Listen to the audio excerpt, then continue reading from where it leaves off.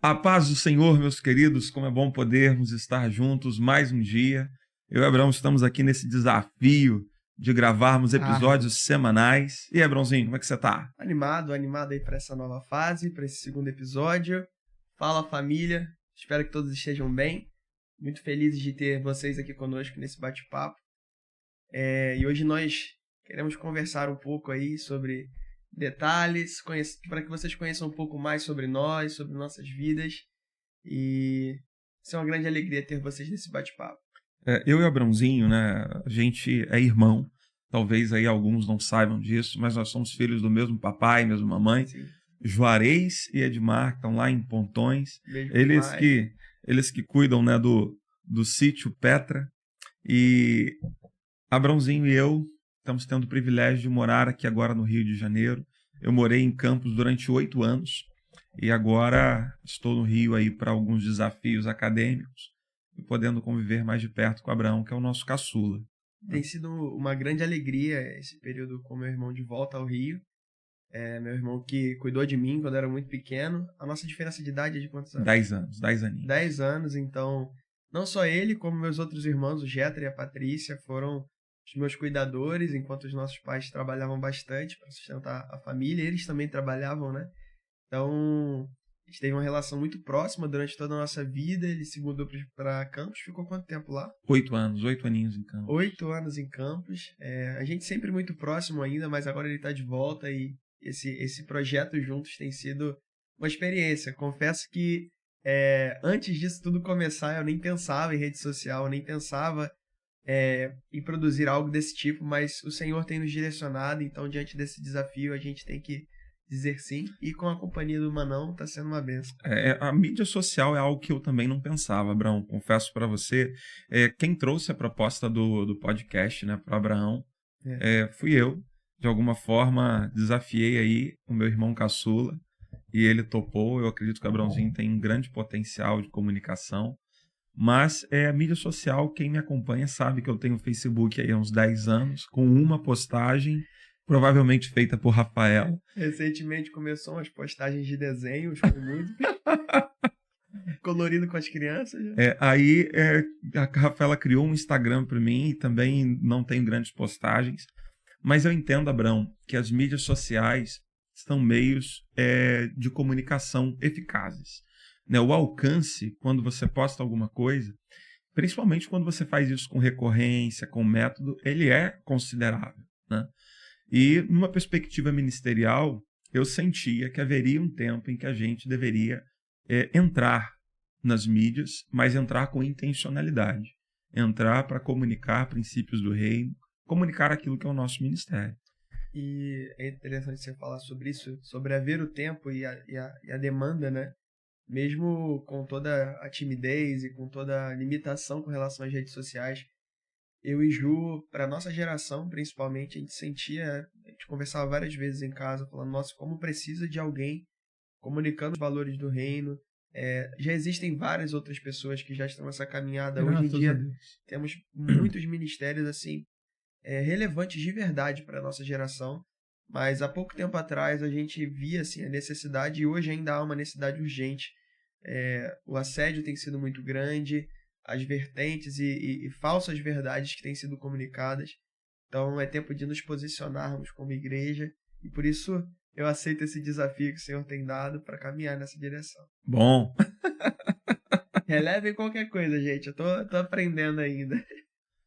Mas compartilhar um pouquinho, certamente, né, no nosso dia a dia, eu e o Abraãozinho, a gente troca muito, a gente conversa muito, mas as pessoas que estão nos acompanhando, possivelmente, elas não sabem, né, não sabem como surgiu o Petra, o porquê que a gente se lançou a esse desafio de ter um podcast.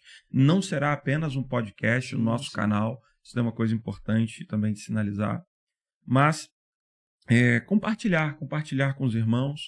E aqui nessa troca com o Abraão, eu já havia, né, Abraãozinho, compartilhado contigo, mas aqui lembrando, tudo começou mais ou menos uns 2 anos atrás, quando Rafael e eu nos colocamos em oração, sabe? Buscando direção de Deus para uma percepção do que fazer no reino e ainda dentro daquilo que nós já executávamos, sempre fomos ativos na igreja local, atuando, servindo a Deus, em obediência a Deus Sim. e à igreja, às autoridades eclesiásticas, mas buscando entender de Deus se havia algo mais e com o nosso coração inquieto também. Nós tínhamos desejo de fazer uma coisa mais ampla, tá?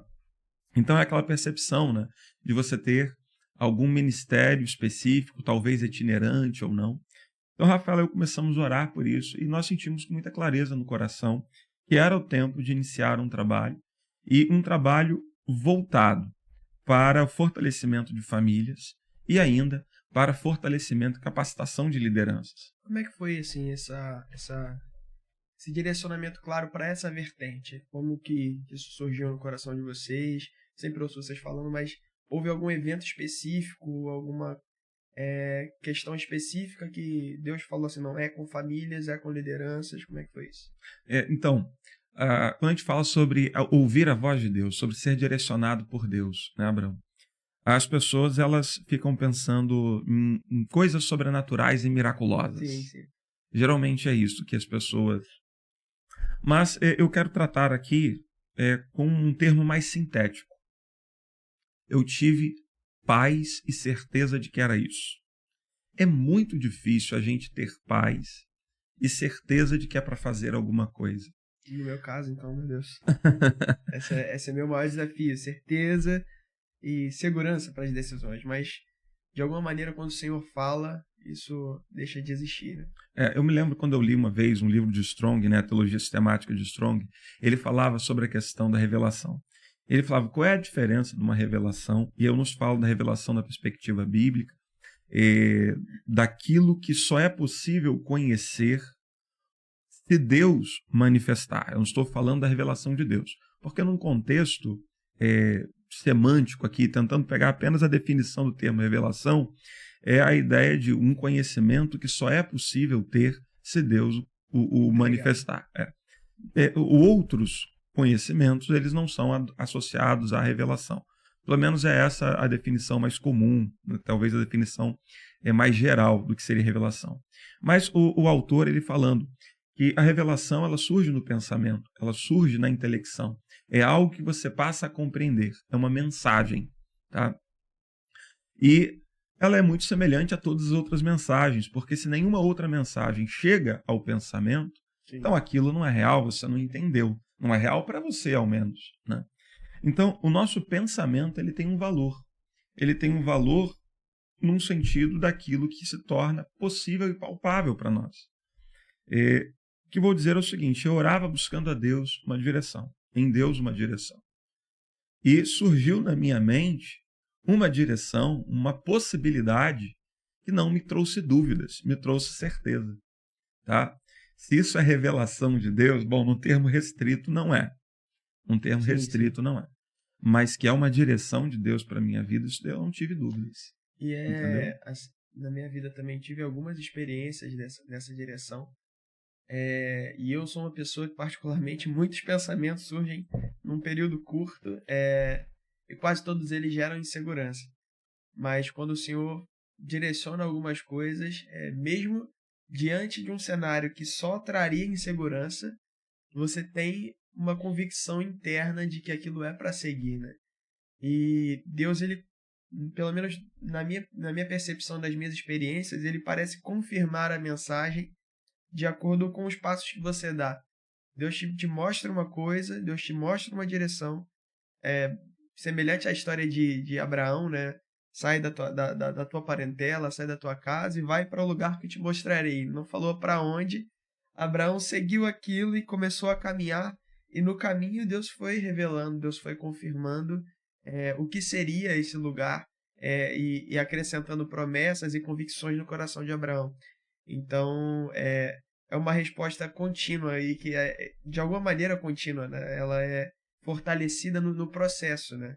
Então, lá atrás começou essa direção de que seria com famílias e lideranças, mas algo muito incipiente, né? Muito geral ainda, né? Sobre ser geral, sim. Sobre ser incipiente, no sentido de inicial, né? Sim. Mas eu e Rafael já trabalhávamos com família há bastante tempo. com aconselhamento de casais, com curso de noivos. Desde que nos casamos, há cerca de 13 anos atrás, a gente entende que esta é uma vertente ministerial para nós, é uma ênfase ministerial. Entendi. Então já víamos caminhando nisso. A questão é qual é a amplitude desse ministério, tá? E ainda, quais são os instrumentos, quais serão os recursos, para onde nós vamos canalizar as nossas forças. Sim. Tá? Como fazer com que isso aconteça, estruturar. Então, nesse processo de oração, de busca, a gente entendeu. Nós vamos investir em famílias e lideranças, mas nós vamos estruturar um espaço para que tenhamos ali maior capacidade de aconselhamento, um aconselhamento mais direcionado, onde você retira as pessoas do seu ambiente de conflito, leva elas para um ambiente mais específico, e assim surgiu o Sítio Petra, que começa a ser estruturado, foi feita uma primeira reforma, né, lá no Espírito Santo. Tem uma história interessante com relação a essa direção do Sítio Petra. Não sei se você sente a vontade de compartilhar, mas foi uma experiência que eu estava junto, né? Foi algo que marcou quem estava no local. Você gostaria de compartilhar? Não há dificuldade. Nós estávamos todos na casa do Abraão e Rafael e eu estávamos buscando entender a questão do tempo. A gente sabia que precisava de um espaço, aonde era esse espaço.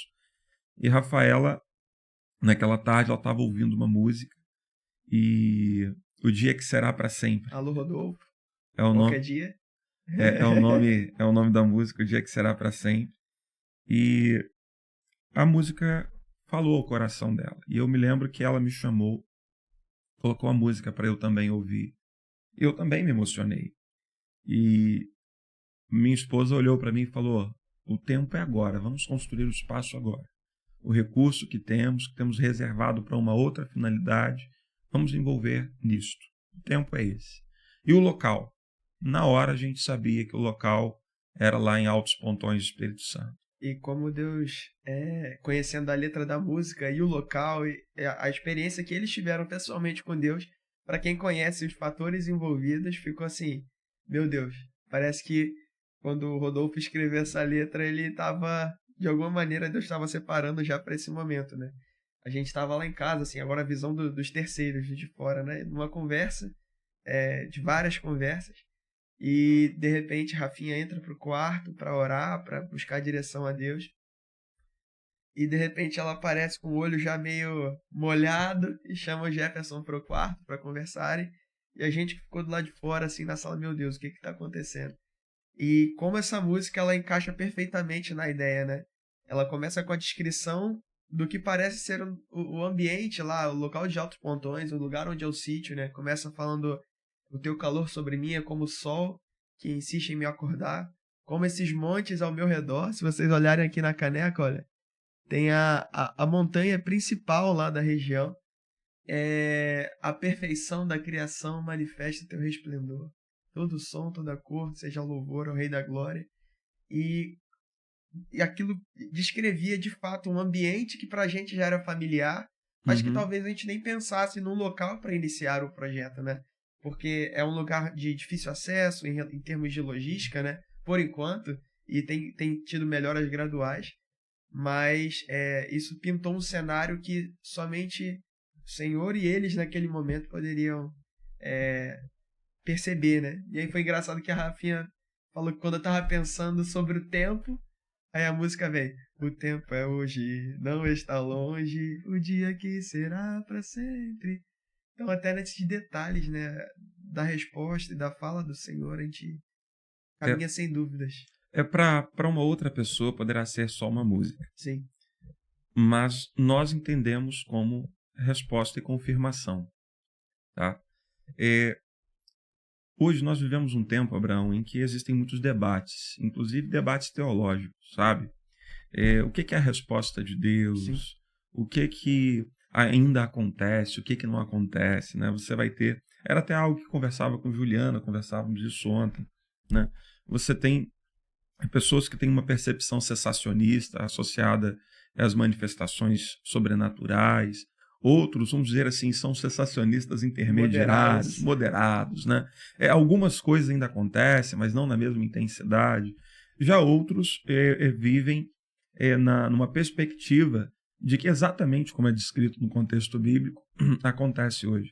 Mas sem entrar nesses meandros, o que eu acho ser importante é o que aquilo comunica ao indivíduo, motivando a viver mais para Deus, segundo o crivo bíblico. Tá? O valor da experiência, para mim, ele não está no quão transcendente foi a experiência, sim, mas naquilo que ela causa na vida das pessoas. E aí, falando sobre essa experiência que a Rafael e eu vivemos, para nós foi muito intenso. Foi muito intenso porque mudou nossa perspectiva e a nossa ênfase. Tá? Então, sempre vivemos no contexto eclesiástico, sempre servindo ao Senhor, com muito amor, com muito zelo, mas estas circunstâncias que estamos descrevendo fez com que nós nos empenhássemos por inteiro, tá? Sem ressalvas. E isso a gente entende que é um fruto, é um resultado, sim, de uma convicção dada por Deus. É de uma paz que excede entendimento, também associada a uma missão, a uma direção. E quem é que pode agora dizer quais serão os desdobramentos disso? Só Deus, porque nós estamos empenhados a seguir nessa direção. Está caminhando até. Tá? Nós estamos caminhando, a gente não sabe o que vai ser disso, mas a gente crê. A gente crê que é para fazer isso, e estamos fazendo, e cremos também que esse ministério vai frutificar. E uma das coisas que me deixa assim, extremamente feliz é que quando nós caminhamos numa direção, por vezes nós necessitamos de auxílio. Nós necessitamos de pessoas que caminhem conosco. Sim. E Deus tem enviado essas pessoas. Então isso para mim já é um cenário de confirmação. Tá? Eu não vejo com naturalidade ou como algo comum, tá? Você desafiar pessoas a assumirem posturas e a fazerem coisas, e dentro de uma perspectiva, dentro de uma visão, e as pessoas concordarem, as pessoas aceitarem, as pessoas também falarem, não, eu entendo que isso é de Deus, isso me traz paz. Isso converge, tá? as situações, as experiências pessoais. As pessoas que tomam decisões de forma conjunta, em paz, e entendendo que isso daí é uma direção dada por Deus, eu vejo isso como algo muito poderoso. A palavra já diz que quando dois ou três pedindo aquilo em concordância diante do Senhor, o Senhor então ele ouve, né? O Senhor tem ali uma disposição a atender. De tão raro que é essa unidade de propósito. Então eu creio nisso. E as pessoas que Deus tem levantado, e aqui é importante dizer, os primeiros a concordarem são os familiares. Sim. Ao meu ver, isso já é algo maravilhoso. Eu e minha esposa estamos em concordância. Quando eu compartilho isso com o meu ciclo de convivência mais próximo, esse ciclo de convivência se mostra em concordância. A comunidade da fé. Depois você compartilha isso com a comunidade de fé. As pessoas se mostram em concordância. Todos conseguem enxergar a relevância, propósito, direção de Deus. Olha, mesmo que não tivesse isso, aquele que tem a compreensão de que Deus deu a visão, ele já vai avançar. Sim. Mas tendo tudo isso, poxa, não resta dúvidas. Não tem por que ter dúvidas. Continuar avançando e avançar com mais alegria, com mais intensidade. E é interessante, quando a gente pensa nessa, a gente estava falando sobre as experiências, né? Óbvio que elas são íntimas e muitas vezes servem apenas para nós em algumas situações, mas toda vez que algo desse tipo, seja de maneira sobrenatural ou somente fazendo um devocional em casa, mas que Deus responde a uma questão interna, a um pensamento, a uma dúvida, e de maneira tão clara como essa, eu vejo o quanto amor esse Deus tem, o tanto de amor que esse Deus tem, e o quão agraciados nós somos por caminhar com Ele, sabe? Um Deus que se importa em relacionar-se pessoalmente. Até todas as vezes que no trabalho, até se você é do trabalho e está vendo eu falar isso, eu sabe que eu falo bastante aos meus colegas e na faculdade, onde eu estava, eu sempre digo de um Deus que não é um Deus que criou o mundo e saiu e deixou, sabe? Ele é um Deus que tem propósito, um Deus que quer um relacionamento, e nós somos diariamente surpreendidos por esse relacionamento com Deus. Nós somos diariamente surpreendidos com o quão cuidadoso e singelo o Senhor é em se importar com pessoas como nós, em revelar seus planos, em compartilhar sonhos com a gente e confirmar. Mesmo diante da nossa dúvida, Deus não deveria se preocupar com isso, sinceramente. Na minha cabeça, se Deus fala, faz isso, e eu não faço, talvez ele já poderia pular para outro próximo. Tem muita gente querendo fazer. Mas diante de nós, assim como ele fez com Gideão diversas vezes, ele confirma o que você precisa. É disso que você precisa para crer e para confirmar o seu propósito. E ele fala, e ele confirma como um pai de amor, assim. Então isso é algo que me constrange, sinceramente, me constrange. E me faz querer caminhar mais, querer descobrir os próximos passos que a gente vai dar junto e seguir em direção aos propósitos de Deus. Essa questão, Abraãozinho, de experiência com Deus, né? Você está falando sobre você ter uma direção, você orar, você ter ali aquele cenário, né, de Deus te dar um direcionamento. É maravilhoso essa perspectiva de que Deus, ele está realizando uma obra. Sim. Ele, Deus Todo-Poderoso, ele pode fazer o que quiser fazer. No instante. Mas esse Deus Todo-Poderoso nos envolve nesta obra. Então a gente se coloca na condição de instrumentos. Isso é algo boníssimo, algo maravilhoso, é uma graça. A salvação é graça, tá? Ser alvo do amor de Deus é graça. Poder ser, neste tempo, cuidado por Deus, sustentado por Deus, é graça. Poder ser cooperador na obra que Deus está fazendo, glória a Deus. Isso é graça sobre graça, é graça sem medida, sabe? É o contexto, né? Todos os que entendem o valor da obra redentora, né? A obra salvífica que está sendo realizada, eles querem realizar essa obra. A questão para mim aí está em como você entende a relevância disso, né? E estamos empenhados nisso. Eu não penso que isso é uma coisa para um aspecto. Essa é a minha vida, é o meu viver. O meu viver tem que ser ministério. O meu viver tem que ser para cumprir e fazer parte de uma missão que está sendo realizada por Deus. Então, é isso. Você falando sobre isso, eu lembrei de algo que eu compartilhei ontem. Tive na Igreja Batista Novo Horizonte, em Saquarema. Um abraço pro pessoal que estava lá ontem.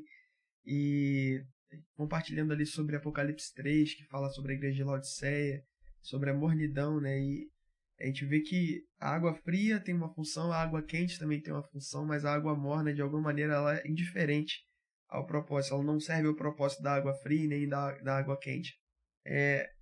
Que nós, diante do Senhor, tenhamos uma postura assim, mais parecida com a de Gideão e menos parecida com a dos fariseus.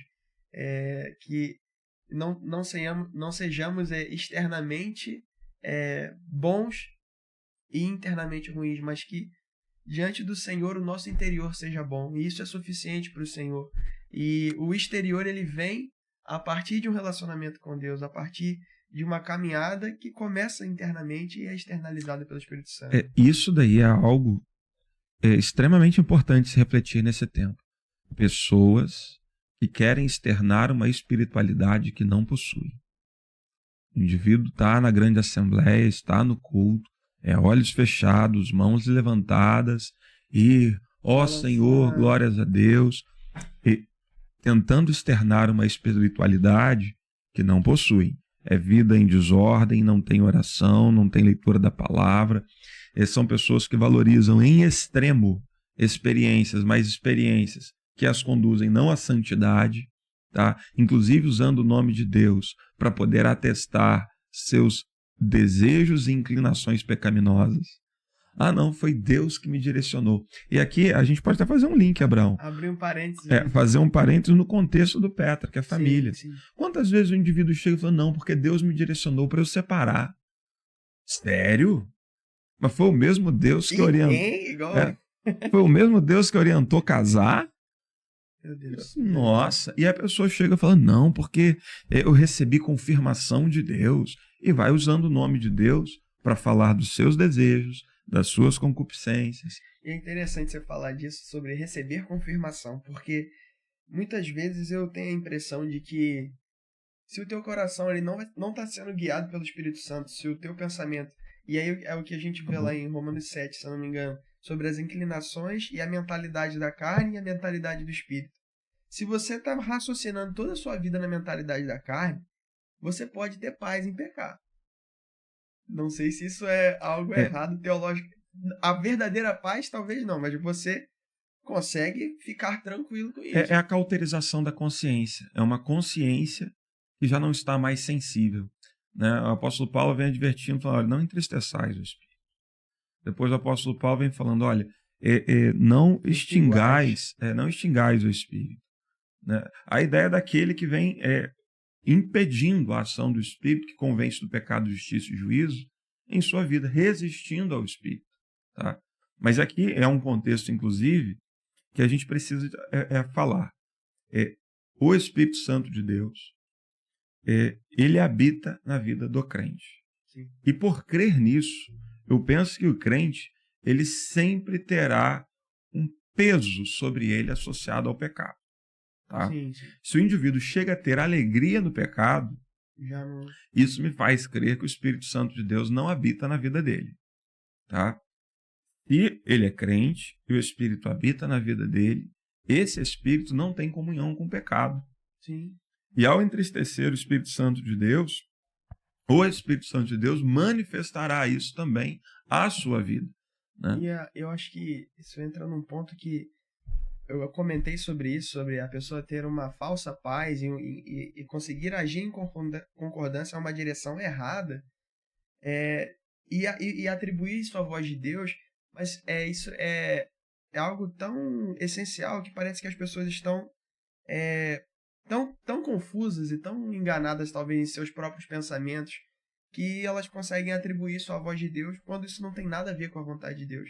E ela consegue permanecer naquele caminho errado, talvez porque nem a ação do Espírito Santo tenha na vida. Então, pessoas que muitas vezes têm a falsa impressão de serem crentes, porque levantou a mão uma vez e porque falou que aceitava Jesus, ou porque cantou a música Entra na Minha Casa, Entra na Minha Vida, mas aquilo não expressou de verdade uma mudança interna. Aquilo que Paulo fala, né?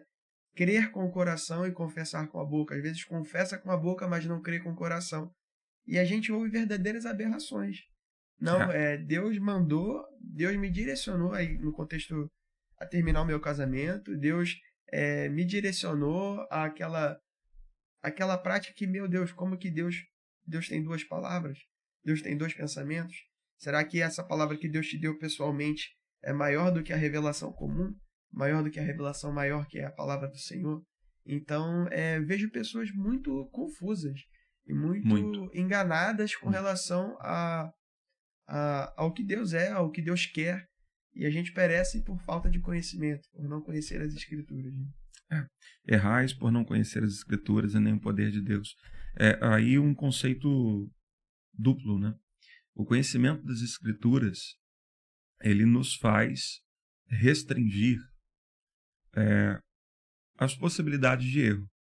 Mas essa eficácia do conhecimento das Escrituras está associada ao temor de Deus. Errais por não conhecer as Escrituras e nem o poder de Deus. Quem conhece o tamanho da grandiosidade do poder de Deus, esse indivíduo ele se coloca numa condição prudente. Né? O temor do Senhor é o princípio da sabedoria. Esse indivíduo ele começa a ser sábio porque ele entende que esse Deus amoroso, esse Deus longânimo, né? Esse Deus misericordioso, também é Deus justo, que executará juízo e justiça sobre toda a terra. E isso é como tendo todo o poder em sua mão. Então Deus, ele é poderoso para executar. É óbvio que a pessoa que sabe o caminho a ser seguido, e sabe que Deus é um Deus dessa magnitude de poder, o juiz de toda a terra, bom, aí esse indivíduo ele tende a ser prudente e tende a errar menos. Né? E ainda, manifestando fé, como João comunica, né? Se errais, tem junto ao Pai um advogado que é o próprio Glória a Cristo, a Deus. nossa salvação. Então, Abraãozinho, a gente começou, né, batendo esse papo falando sobre o Petra. Eu creio, Abraão, que os espaços eles são sempre ocupados. Não existe espaço vazio, Sim. sabe? E quão mais cristãos, com o temor do Senhor no coração, ocupando espaços, melhor. Melhor. Melhor para os próprios crentes, tá?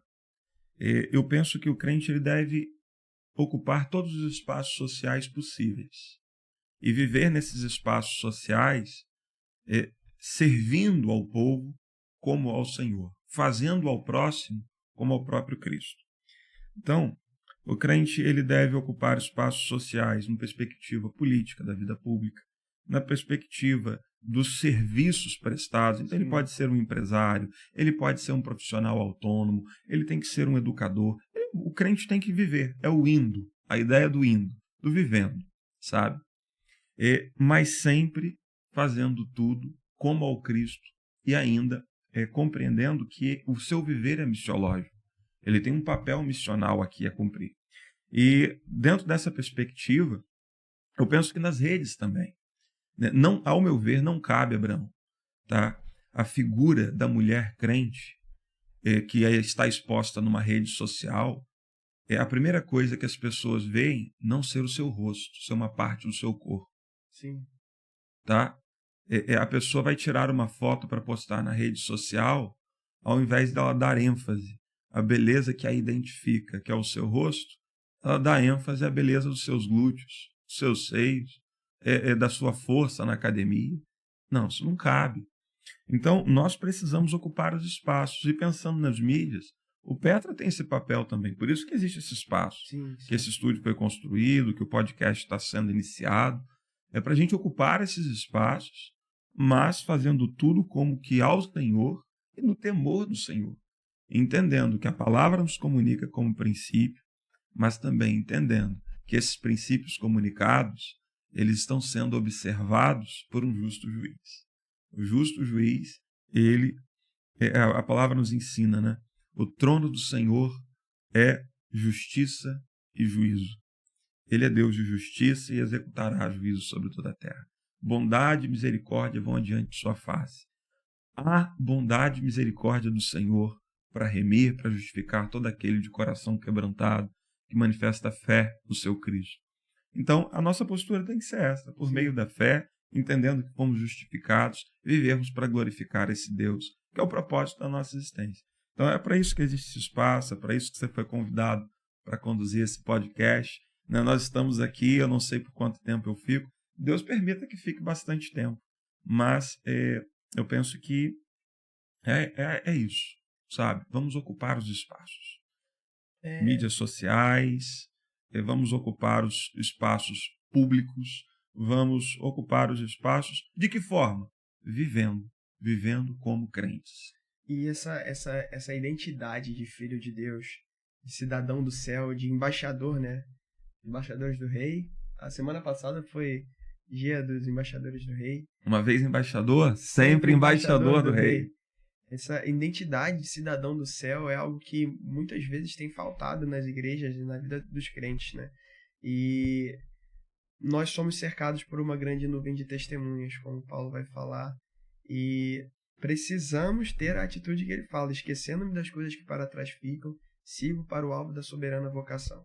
Muitas vezes os cristãos e irmãos em Cristo, eles vivem como se a salvação fosse o fim da vida deles, né? Então ele vive nesse mundo para alcançar a salvação, como se no final das contas, e aí conseguiu, parabéns, show de bola.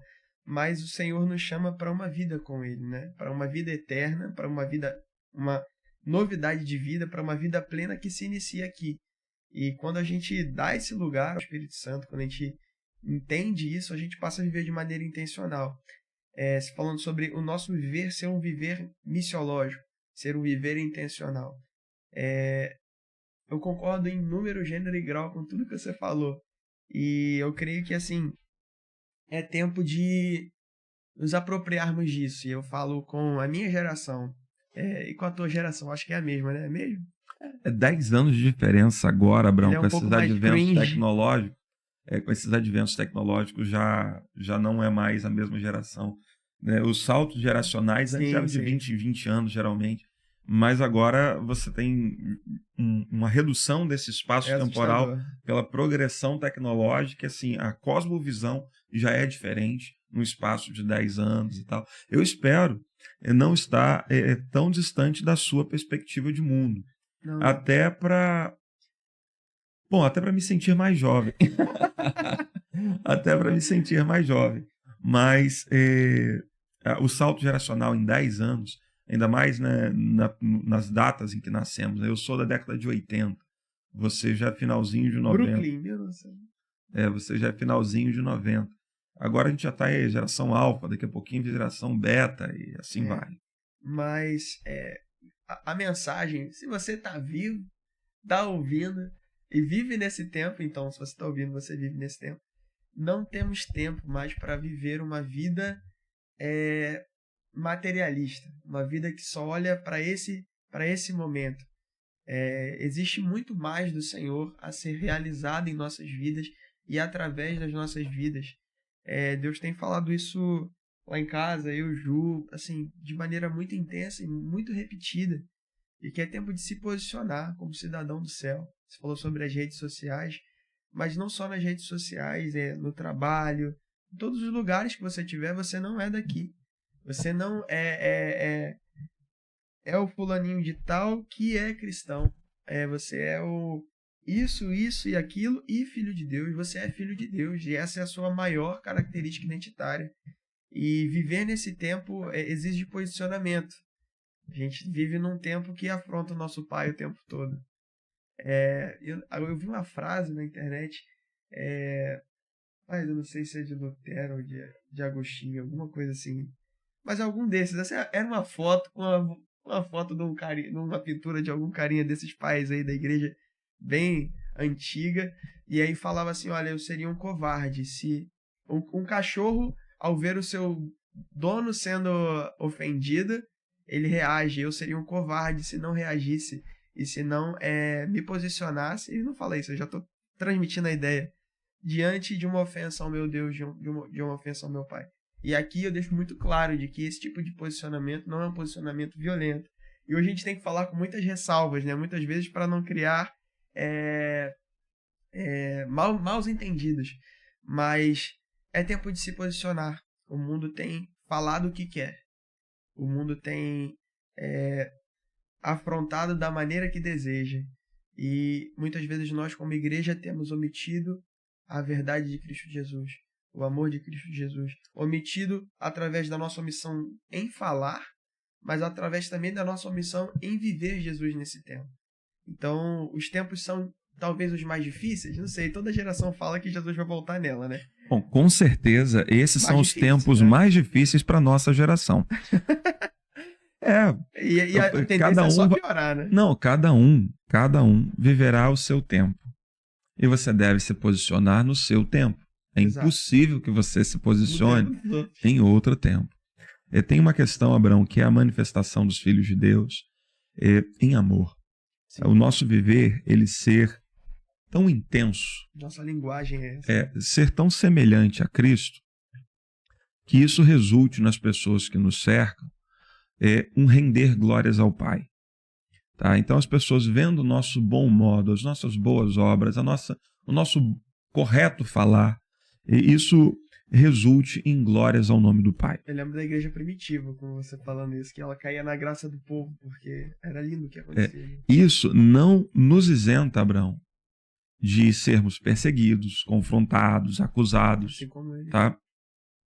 Mas o crente ele tem que buscar diante de Deus ter uma consciência tal de que eu vivi segundo as orientações bíblicas. Sim. Eu acho que a questão maior de coragem para esse tempo, Abraão, é de viver. Ele tem que ser corajoso para viver como crente. Tá? Num tempo em que, quando você falou sobre ressalvas, a imagem ela progressivamente vem sendo distorcida. Exatamente. Do que é ser um crente. E aí a pessoa fala, eu sou crente, mas eu não sou daquele tipo não, nem daquele outro tipo, nem daquele tipo acolá. Ser é o bastante. Nós precisamos ser crentes. Sendo crentes, poderemos ser perseguidos, poderemos ser acusados, mas seremos os bem-aventurados descritos na Bíblia. Sim. Bem-aventurados sois vós, Mateus capítulo 5, se não me engano, a partir do versículo 11, 12, 13, ou um desses versículos. Bem-aventurados sois vós quando vos injuriarem e perseguirem e mentindo disserem todo o mal contra vós. Então, podemos ser acusados de diversas coisas. E o viver como crente não nos isenta disso. Sim. Tá? Mas, vivendo assim, nós teremos o que é principal na vida do servo, que é paz com Deus. Paz com Deus. O restante vamos gerenciando à medida que Deus nos permite viver e segundo o que nos é possível gerenciar. Tá? Tem uma coisa muito importante, Abraão, sobre essa questão do defender. Né? Você usou a expressão, a figura do cachorro que defende o dono. Né? Se um cachorro defende o dono, né? Cachorro, que é seu cachorro? Como eu não vou defender quando vejo alguém acusando? A apologética, que é a questão de defesa da fé, ela é importante. É importante, inclusive, nesse tempo, tá? Como um contraponto. Contudo, a apologética ela não pode ser sem amor e sem humildade. Porque a apologética, ela faz o contraponto. A resistência. Mas o único que convence é o Espírito Santo, não é o apologeta. Se o apologeta for tentar convencer alguém de que a fé se justifica, de que a fé é algo bom, tá?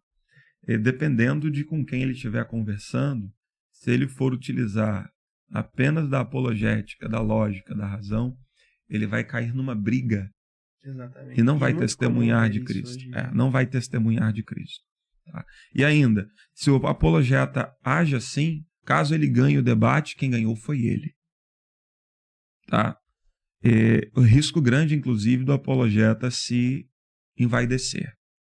Agora, se a apologética for feita em amor e humildade, no final o nome de Cristo permanecerá, prevalecerá. Mesmo que o debate tenha sido... O indivíduo diz, olha, você não me convence, mas eu vejo que tem algo diferente em você. Isso daí é que precisa ser... objetivo. Os seus argumentos me convenceram, mas o que me convenceu mais foi sua forma de ser. Eu vejo que você experimentou uma mudança. Então, os nossos argumentos podem convencer sim ou não. Mas nós temos que mostrar algo diferente. As pessoas têm que olhar em nós e ver, poxa, tem algo diferente nesse indivíduo, que é o que o pastor Josemar chama de carinha de crente. Isso é algo importante. Tem que ter carinha de crente. Bom, Abraãozinho, estou feliz de mais um dia aqui no Petra, gravando. Se Deus quiser, logo, logo receberemos outros convidados.